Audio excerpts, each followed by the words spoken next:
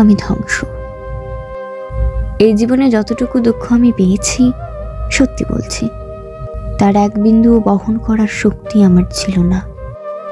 কখনো চাইলে কাঁদতে পারিনি, কখনো কারো কাঁধে মাথা রেখে বলতে পারিনি আমি ভালো নেই। তাই নিজের ভেতরে সব জমিয়ে রেখেছি, হাসি মুখের আড়ালে, নীরবতার গভীরে।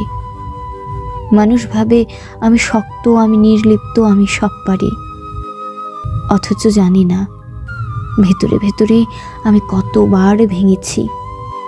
একা রাতে বালিশ ভিজিয়েছি, চোখের জল দিয়ে গোপন যুদ্ধ চালিয়ে গেছি।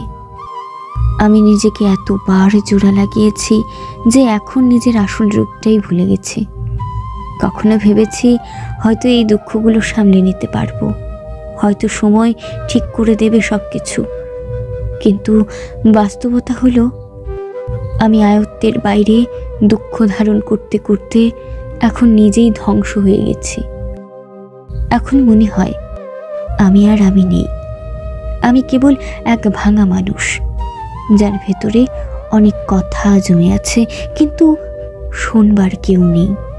সবাই বলে খারাপ সময় সব সময় থাকে না, সময় ভালো হয়ে যাবে, কিন্তু কেউ বোঝে না সময় শুধু ক্ষত তৈরি করে, সেগুলো শুকোয় না।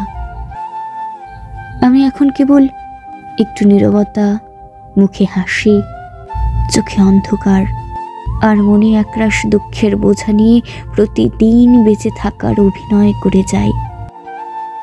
আমি ধ্বংস হয়েছি, তবুও মুখে বলি ভালো আছি।